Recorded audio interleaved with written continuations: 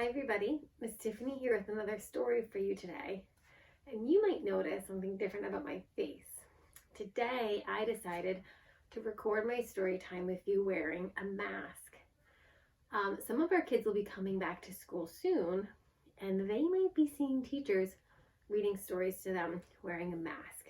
Now, if a teacher's away from the kids and the kids are all sitting down, we may choose to take off our masks to read the story because we'll be far enough away. But if a child wants to sit on our lap and listen to a story, or come closer to us while we read the story to look at the pictures, we will have a mask on. So this I wanted to share with you so that some of your kids might see what it's like to hear a teacher read a story wearing a face mask instead of being able to see our mouths and our whole face while we read. But I still think you're really going to like this story today because it's one of my husband's favorite stories that he liked to listen to when he was growing up as a little kid. And the title of this book is Snuggle, Piggy, and the Magic Blanket. It's written by Michelle Steptoe and illustrated by John Himmelman. So this is the little piggy, Snuggle Piggy. Snuggle Piggy and the Magic Blanket. Okay.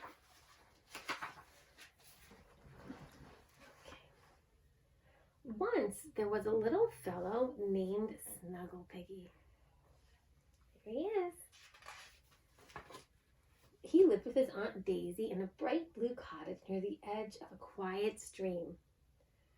When Snuggle Piggy was very young, practically brand new, Aunt Daisy made him a blanket out of odds and ends to keep him warm at night. It was a beautiful blanket, full of all the creatures in the universe.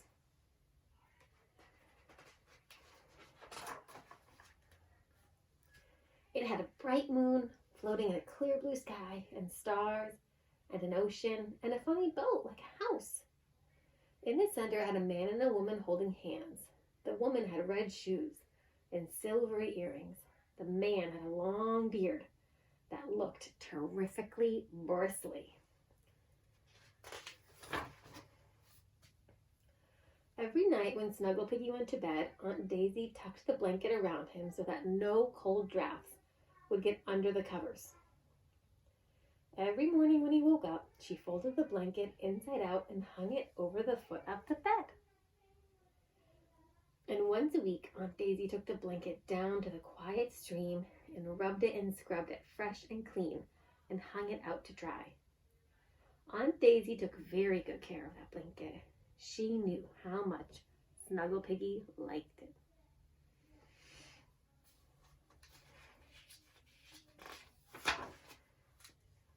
What Aunt Daisy didn't know was that it was a magic blanket. Every night after she tucked Snuggle Piggy in bed and turned out the light, the man and the woman and all the creatures on the blanket came out to play with him.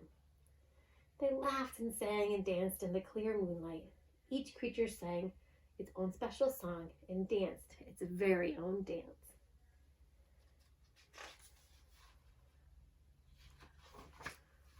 They taught Snuggle Piggy to dance too, and every night he danced and danced until he danced himself to sleep. Snuggle Piggy loved his magic blanket.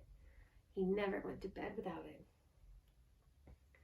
But one washing day when Aunt Daisy had taken the blanket down to the stream and rubbed it and scrubbed it fresh and clean and hung it out to dry, it began to rain.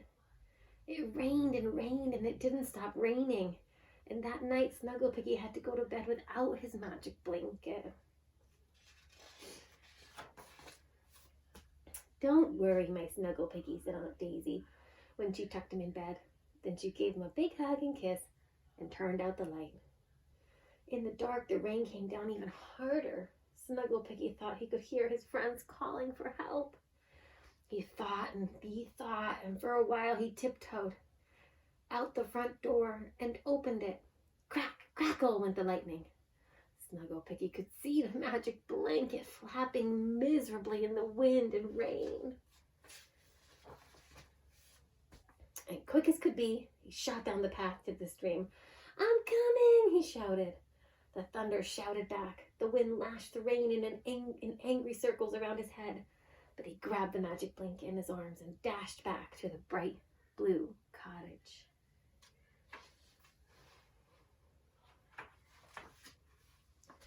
Inside, Snuggle Piggy hung the blanket by the fire to dry. Its stars and moon were dark.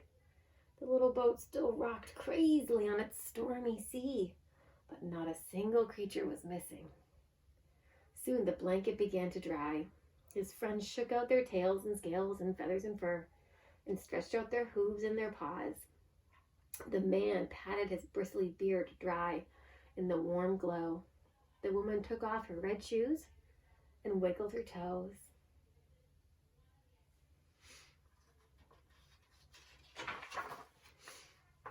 One by one, Snuggle Piggy's friends fell asleep.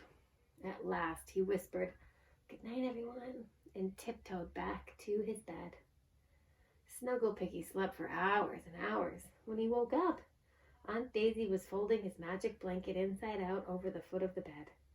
"Well, my sleepyhead, good morning to you," she said.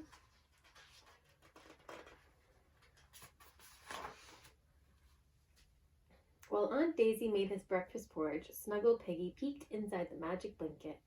And what do you think he saw? Everyone was there, safe and warm. The man and the woman and all the other creatures.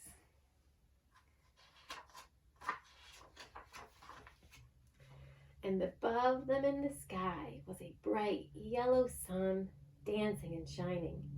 And next to it, a beautiful rainbow. And that is the end. So even though I had my mask on, you could still hear me read the story. Maybe you could tell how I was feeling reading the story, because sometimes I was feeling like it was a little bit kind of unsure what was going to happen during the storm, and it had a happy ending.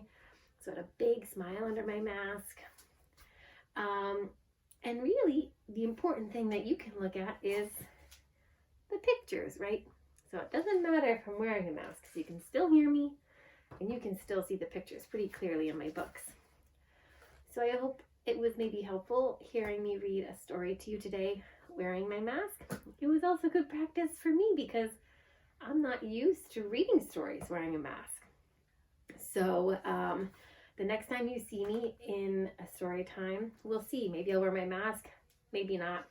I am in my house, so I don't have to wear a mask in my house. But the next one I might wear it again, just so I can practice and for you to see too. All right, so we'll see you then.